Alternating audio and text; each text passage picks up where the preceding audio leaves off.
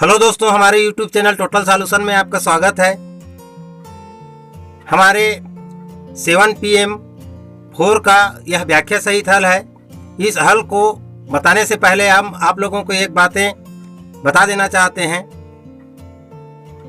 हम जब 7 बजे आप लोगों के लिए प्रश्न डालते हैं PDF फाइल, तो उसके बाद कृपया आधे घंटे तक थैंक यू, गुड सर ऐसे मैसेज ना डालें। व्हाट्सएप हमारा बिजी हो जाता है, हम आपका कुछ उत्तर हम देख नहीं पाते। तो आधा घंटा के लिए आपके तरफ से केवल उत्तर आए, और उत्तर किस रूप में आए इसको भी हम बताएं। फोटो खींचकर जैसे आप लोग डाल देते हैं उसको हम बिल्कुल देख नहीं पाते, और उसे देखने के लिए हमें एक दिन और इंतजार करना पड़ता है। तो इस प्रकार कॉपी का फोटो खींच कर ना डालें, सीधा एक लाइन में आप जैसे आपका जो भी 5 उत्तर हो, जैसे यहाँ पर हम एग्जाम्पल बता रहे हैं। एक जैसे आपका उत्तर पहला का एक हो तो ए लिख दीजिए व्हाट्सएप में सीधा। दूसरा का उत्तर सी है तो सी लिख दीजिए। उसके बाद आपका फिर ए है तो ए लिख दीजिए। उसके बाद डी है तो डी लिख दीजिए, और उसके बाद फिर आपका बी है तो बी लिख दीजिए। इसी प्रकार एक ही लाइन पे आप 5 उत्तर को लिख दीजिए, और जिसको नहीं जानते हैं उसके जगह पर आप 0 लगा दीजिए, शून्य लगा दीजिए। तो हम समझ जाएंगे कि ये तीसरा नंबर का प्रश्न या दूसरा नंबर का प्रश्न को नहीं जानता है, इसलिए वहाँ पर वो 0 लगा दिया। और वो हमें आपके व्हाट्सएप को बिना खोले हुए दिखेगा, और जिसका उत्तर बढ़िया रहेगा उसके हम खोल के उसे बधाई देंगे। और आप फोटो खींच कर भेजते हो तो हम बिल्कुल देख ही नहीं पा रहे हैं, और आप 4 लाइन 3 लाइन में लिख कर भेजते हैं, उसमें से केवल एक ही हमें दिखाई देता है। तो केवल एक लाइन में इतना ही लिखें, 5 अक्षर लिख दें और सीधा हमें तुरंत सेंड करें। और उस बीच आप किसी प्रकार की कोई मैसेज ना करें, इसलिए कि हम एक ही साथ आप लोगों को 7 बजे करेक्ट हजारों लोगों को PDF मुहैया कराते हैं, और हजारों लोगों का मैसेज हमारे पास आता है जिसे हम ठीक से देख नहीं पा रहे हैं। तो इसे ध्यान रखिएगा। और यदि आप हमारे चैनल पर नए हैं तो हमारे चैनल को आप सब्सक्राइब कीजिए, और उसके बाद आपको हमारी ये PDF फाइल ऐसे प्रश्नों का चाहिए तो यहाँ हमारे आई बटन पर एक लिंक आ रहा है, इस लिंक को टच करिए। उसमें एक 3 मिनट का वीडियो है, उस वीडियो को देखकर अपना नाम पता आदि हमें भेजिए। दूसरे दिन से आपको ये PDF फाइल मिलना चालू हो जाएगा। तो चलिए चलते हैं हमारे प्रश्न क्रमांक 16 पर, और 16 प्रश्न का हल क्या है और कैसे है इसको देखें। तो एक परीक्षा में एक विद्यार्थी 26% अंक प्राप्त करता है। ध्यान दीजिए, हमारे PDF में 25 हो गया था जिसका सूचना हम दिए थे, तथा 63 अंकों से फेल हो जाता है। यदि परीक्षा में कुल अंक 450 हो तो पास होने के लिए कम से कम कुल कितने अंकों की आवश्यकता होगी। तो यहाँ क्या पूछ रहा है कि एक बच्चा जो है 26% अंक पाता है और 63 नंबर के लिए फेल हो जाता है। तो हम सबसे पहले देखें, सबसे पहले इस प्रश्न में बताया है कि परीक्षा में कुल अंक 450 है। 450 का हम 26% निकाल दें। प्रतिशत निकालने का साधारण सा नियम है, कुल संख्या को हम ऊपर लिख देते हैं, और उसे जितना प्रतिशत बोला जाता है उसके साथ गुणा कर देते हैं, और नीचे 100 लिख देते हैं। तो इस प्रकार इसको हल करने के बाद हमें 450 का 26% में कितने नंबर होगा ये पता चल जाएगा। तो इस प्रकार हम इसे हल करेंगे तो ये हो जाएगा, कट गया। इसके बाद ये 5 से कटेगा दोनों, 5 9 45 और 5 2 10, और ये 2 से कट जाएगा, 2 एकम 2 और 2 3 6 यानी कि 13। इस प्रकार अब कुल बचे हमारे पास 13 और 9। इसी प्रकार हम इसको गुणा कर देंगे तो 9 3 27 का 7 हासिल आया 2, और 1 9 9 और 2 11। इसी प्रकार उसने 450 में 26% अर्थात 117 नंबर पाया, और फेल कितने अंक के लिए हो गया, 63 अंक। यदि वो और पाया होता तो पास हो जाता। ये कह रहा है कि 63 अंक के लिए वो फेल हो गया और 117 नंबर पाया। अब प्रश्न पूछ रहा है तो पास होने के लिए कम से कम कुल कितने अंकों की आवश्यकता होगी। तो पास होने के लिए ये 17 पाया है वो, और 63 जो नहीं पाया है यानी कि कम पड़ गया वो, इतना यदि उसको मिलता तो पास हो जाता। तो इसको हम यहाँ जोड़ेंगे तो 7 और 3 10 का 0 हासिल आया 1, और 6 और 1 7 और 1 8 और 1 का 1। इस प्रकार 180 अंक पास होने के लिए न्यूनतम अंक है या कम से कम अंक है। तो 180 हमें प्राप्त होता है बी पर। इसी प्रकार हम पहुंचते हैं प्रश्न क्रमांक 18 पर। ध्यान दीजिए 16 के बाद 18 हम इसलिए रखे हैं कि 17वां प्रश्न विशेष महत्वपूर्ण है, जिसे हम 2 विधि से आपको हल करने के लिए सिखाएंगे। और उसमें बच्चों को बहुत ज़्यादा कन्फ्यूजन होता है कि किसको किसके साथ गुणा करें, किसको किसके साथ भाग करें, इसलिए वो हमेशा गलत करते रहते हैं। इसलिए हम उसको आखिरी में इस वीडियो के बताएंगे। तो आखिरी में हम उसके लिए एक स्पेशल पूरा पेज रखे हैं, उस पेज पे आप लोगों को इसको बताएंगे। तो अब 18वां प्रश्न है, एक आयत की लंबाई 20% की वृद्धि तथा चौड़ाई में 20% की कमी कर देने पर उसके क्षेत्रफल में कितने प्रतिशत की कमी या वृद्धि होगी। ध्यान दीजिए, तो क्या है कि यदि आयत की लंबाई में 20% की वृद्धि किया जाए और चौड़ाई में कमी किया जाए, ध्यान दीजिए चौड़ाई में कमी किया जाए तो क्या होगा, इसको हम देखते हैं। और एक इसमें आपको गणित बनाना नहीं है, सीधा सीधा हम इसका हल क्या करते हैं, एक कोई भी संख्या आप ले लीजिए, कोई भी संख्या हम क्या लें, कुछ भी एक आयत बना दें और उस आयत का कोई भी एक जिसका आप प्रतिशत आराम से निकाल सकते हैं, ऐसे प्रतिशत लेकर के इसको क्या करें, जितना कह रहा है उतना हम बढ़ा दें। मान लीजिए हम यहाँ पर कुछ संख्या लेते हैं, पहले हम लेते हैं कि मान लीजिए इसका लंबाई जो है 80 है, एक उदाहरण के लिए, और इसका चौड़ाई 50 है। हम ऐसे संख्या लें कि इसको 20% बढ़ा भी सकें और 20% कम भी कर सकें, तो आसानी होगी जानने के लिए। तो इस प्रकार इसकी प्रारंभिक लंबाई 80 मीटर था और चौड़ाई क्या था, 50। तो इस प्रकार इसका क्षेत्रफल था, क्षेत्रफल को ही पूछा जा रहा है, उसके क्षेत्रफल में कमी या वृद्धि हो रहा है उसको हम पहले जाने, उसके बाद कितना प्रतिशत हुआ है उसको भी हम आसानी से जान जाएंगे। तो कितना कम हो रहा है कि ज़्यादा उसको हम पहले जान जाएं।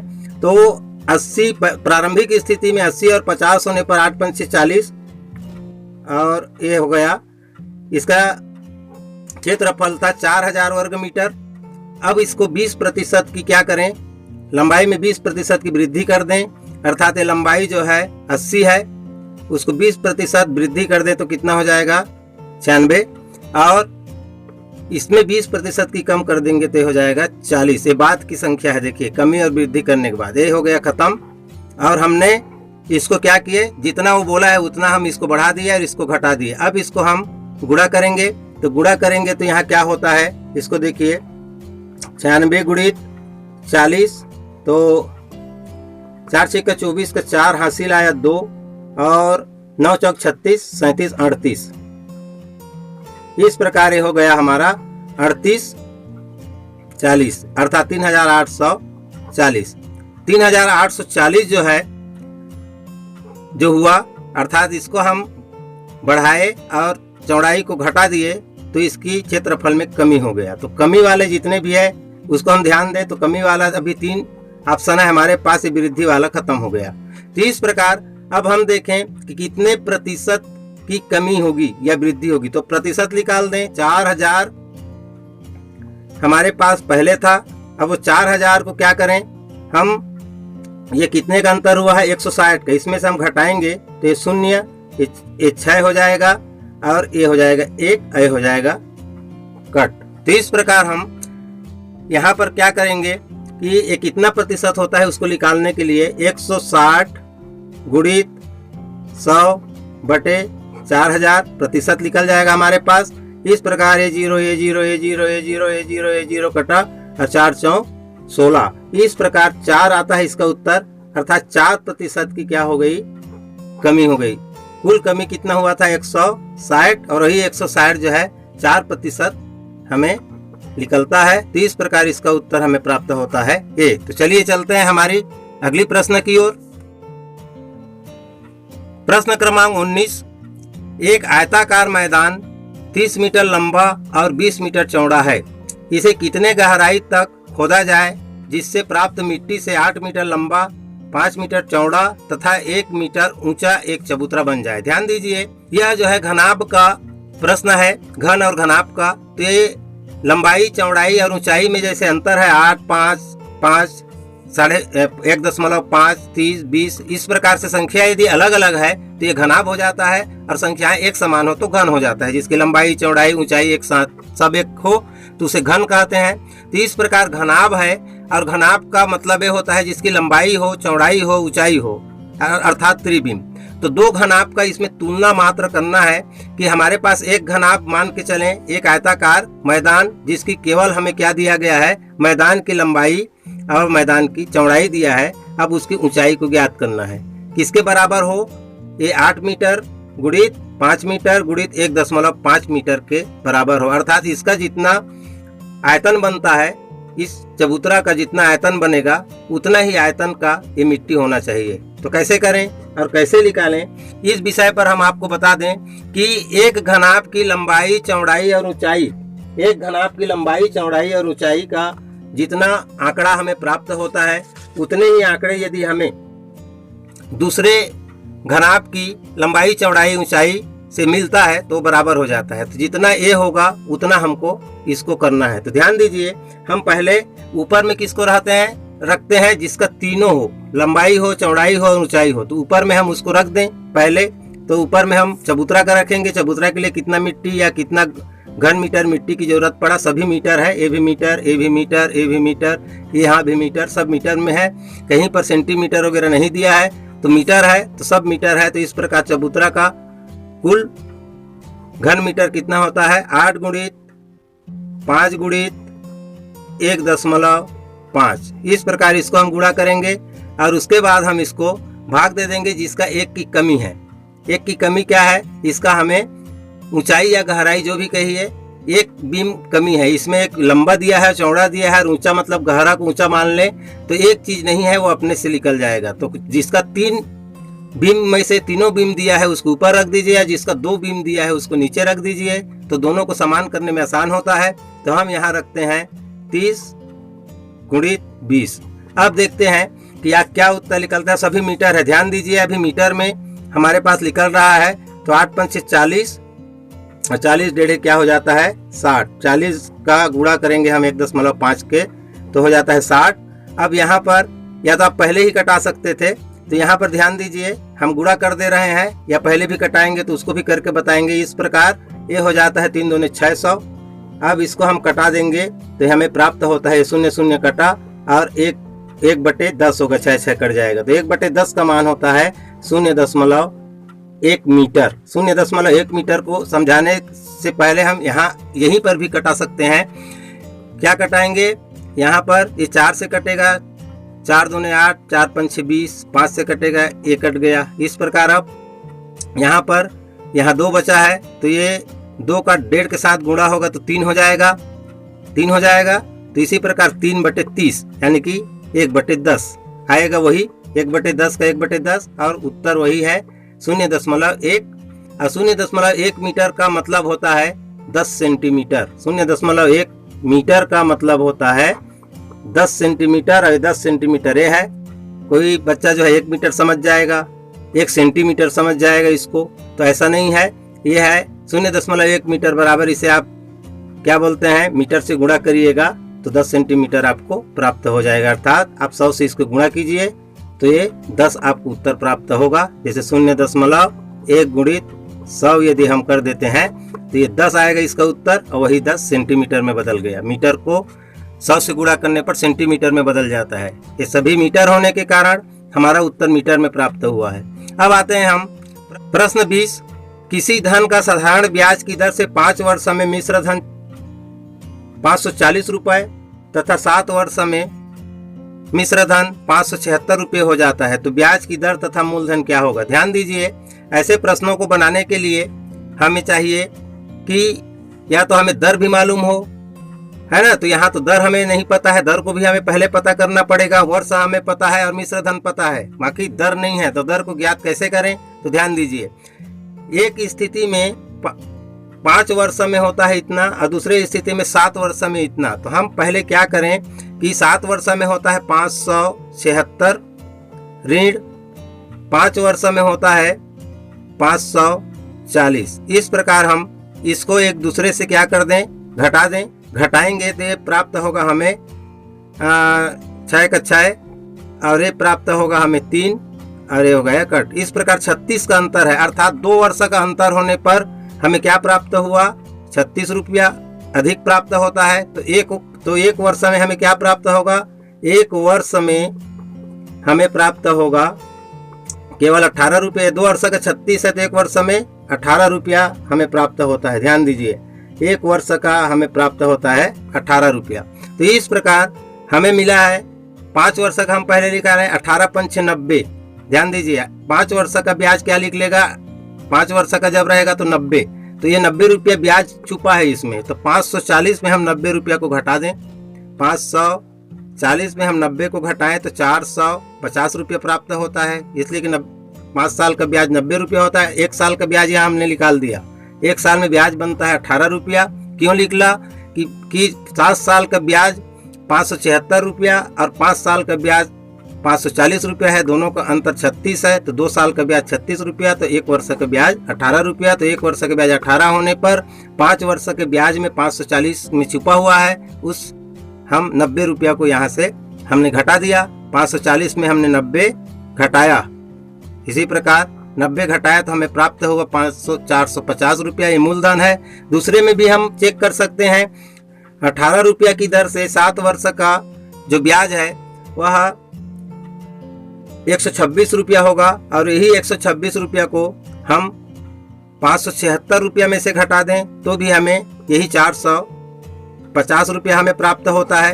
तो इस प्रकार मूलधन हमें प्राप्त हो गया। तो अब देखते हैं कि अब पूछ क्या रहा है आगे। मूलधन हमें प्राप्त हो गया, तो मूलधन 450 कहाँ पर है, या तो बी पर या तो सी पर हो जाता है। तो ब्याज की दर तथा मूलधन क्या होगी, मूलधन हमने प्राप्त कर लिया। अब ब्याज की दर क्या है इसको देखें। अब हम 450 का जो है हमें जो प्राप्त हुआ है कितना, 5 वर्ष से निकाल लें या 7 वर्ष से, तो 5 वर्ष में 90 रुपया प्राप्त हुआ है। तो इसी 90 गुणित 100 बटे 450, तो इस प्रकार हम इसे हल कर देंगे तो ये हो जाएगा 45 दूने 90। इस प्रकार हमें प्राप्त होगा 20 रुपया। जो 5 वर्ष का ब्याज है इसे 5 से और भाग देना पड़ेगा, 5 चौके 20। इस प्रकार 4%, 5 साल का है तो 5 में साल में बांट दिए 5 बारी से, तो 4% का हमें यहाँ दर लग रहा है। अर्थात 450 का 4% ब्याज की दर से हमें 5 साल में 90 रुपया प्राप्त हो रहा है। तो इस प्रकार इसका उत्तर हमें सी प्राप्त होता है। तो चलिए चलते हैं हम प्रश्न क्रमांक 17 की ओर, जिसे हम बताएंगे दो विभिन्न तरीके से। ये प्रश्न जो है बहुत इंपॉर्टेंट है और प्रायः हर साल आ जाते हैं, तो इसे देखते हैं क्या है। प्रश्न क्रमांक 17 में एक कार्य को 12 व्यक्ति अथवा को ध्यान दीजिए, अथवा मतलब या तो 12 व्यक्ति अथवा 15 औरतें, या तो 12 व्यक्ति करें या 15 औरतें करें, तो 20 दिन में पूरा करते हैं। 4 व्यक्ति तथा 5 औरतें उसी कार्य को कितने दिन में पूरा करेंगे। प्रश्न क्या कह रहा है इसको अच्छे से समझ लें कि यदि 12 व्यक्ति से हम काम को कराएं तो 20 दिन लगेगा, या हम 15 औरतों से यह काम कराएं तो 20 दिन लगेगा। लेकिन यदि हम दोनों से काम कराएं, 4 व्यक्ति ले लें और 5 औरतें ले लें, तो उस कार्य को कितने दिन में पूरा करेंगे। ऐसे प्रश्न जब आता है तो इसको बनाने के 2 तरीके हैं, और दोनों तरीके को हम यहाँ आपको बताएंगे। दोनों तरीके से आप समझ जाएंगे। पहले हम आधार मान के चलें व्यक्ति को, ध्यान दीजिए, पहले हम आधार मान के चलें व्यक्ति को, अर्थात 12 व्यक्ति है ना, 12 व्यक्ति से ये काम कराया जाता है कितने दिन में, 20 दिन में। तो यहाँ हम करें 12 गुणित 20, इस प्रकार लगता है हमें 240 दिन इसका ये काम आएगा। ऐसे आप सबसे पहले गुणा करके रख लीजिएगा। अब हम देखते हैं 420 व्यक्ति की जरूरत पड़ता है, व्यक्ति से करेंगे तो अब उसी व्यक्ति के आधार पर हम इसको निकालेंगे। क्या निकालेंगे, 4 व्यक्ति और उसमें औरत को और जोड़ देंगे क्योंकि औरत भी शामिल है, तो 5 औरतें। तो 5 औरत कब काम आएगा, यहाँ पर हम व्यक्ति को आधार माने हैं तो हम क्या रखेंगे, 12 को ऊपर और नीचे रखेंगे। ये औरतों की संख्या हमारे पास कितने हैं, 15, यानी कि 12 बटे 15 गुणित औरत कितने हैं, ये 5। ध्यान दीजिए हमने किसका उपयोग किया, उस व्यक्ति को ऊपर रख दिए, यहाँ भी व्यक्ति जो काम कर रहे हैं उसको रख दिए, और ये औरत का उपयोग नीचे हुआ। और कुल औरतें कितने हैं, यहाँ व्यक्ति, यहाँ औरत। ध्यान दीजिए ये औरत है और ये व्यक्ति है, ध्यान दीजिए इसी प्रकार हम दूसरे तरीके से बताएंगे तो भी क्लियर होगा। अब इसको हम हल करेंगे तो एक संख्या हमें प्राप्त होगा। तो इस प्रकार 5 एकम 5 और 5 तिया 15 हल पहले गुणा को करना होता है, और 3 एकम 3 और 3 चौक 12। इस प्रकार इतना को हल करने से हमें 4 प्राप्त हुआ, और इधर का 4, इस प्रकार ये 8 प्राप्त होता है। इसी 8 से हम इसको भाग दे देंगे, यानी कि 240/8, 240/8। तो 8 एकम 8, 8 तिया 24 और 8 शून्य 0। इस प्रकार ये प्राप्त होता है हमें 30 दिन। बस इतने काम करना है आपको। आदमी से काम कर रहे हैं तो आदमी को पहले रखिए, धन रखिए, आदमी को फिर ऊपर रखिए, इधर नीचे औरत रखिए, और फिर यानी कि शुरू में ये जो संख्या है वो शुरू में और आखिरी में चल देगा, और इधर क्या होगा, ये आदमी तो आदमी, औरत तो औरत। यहाँ पर फिर आते हैं हम, इसी को औरत के हिसाब से बनाते हैं।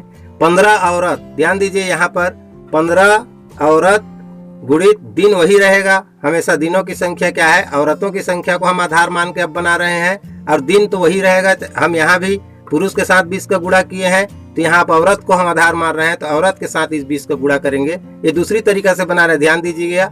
उत्तर हमें वही मिलेगा, और हमने इसको 20 के साथ गुणा किए तो ये हमें उत्तर प्राप्त होता है 15 दूने 30, यानी कि 300। 300 हमें ये संख्या फिर प्राप्त हुआ, औरत के हिसाब से हम बना रहे हैं। अब क्या करें हम, अब औरतों की संख्या को सामने लिखेंगे। जैसे यहाँ हम व्यक्ति की संख्या सामने लिखे थे, अब यहाँ हम औरत की संख्या को सामने लिखेंगे कि औरत को आधार बनाए हैं। तो इस प्रकार हम रखेंगे 5 धन।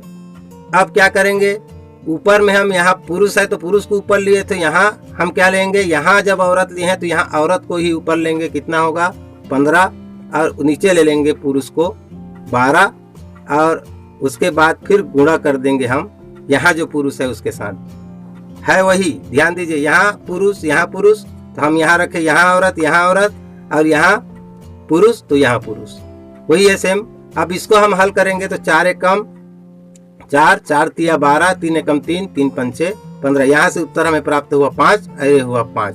इसी प्रकार होता है 5 और 5 10। इस 10 से हम किसको भाग दे देंगे, ये 300 को, अरे हमें प्राप्त होता है 30।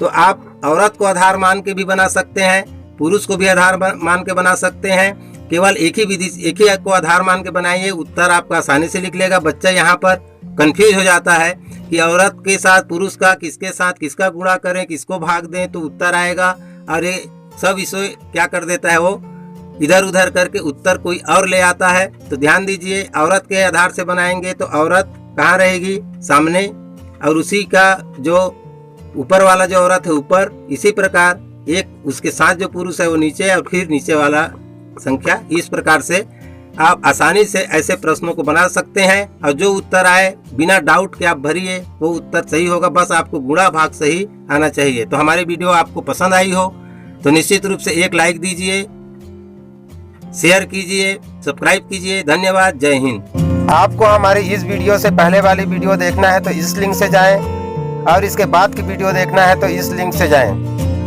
आपने हमारे चैनल को अभी तक सब्सक्राइब नहीं किया है तो हमारे इस लोगो को टच करके सब्सक्राइब कर सकते हैं। हमारी पूरी वीडियो देखने के लिए बहुत बहुत धन्यवाद। Thank you. जय हिंद, जय भारत।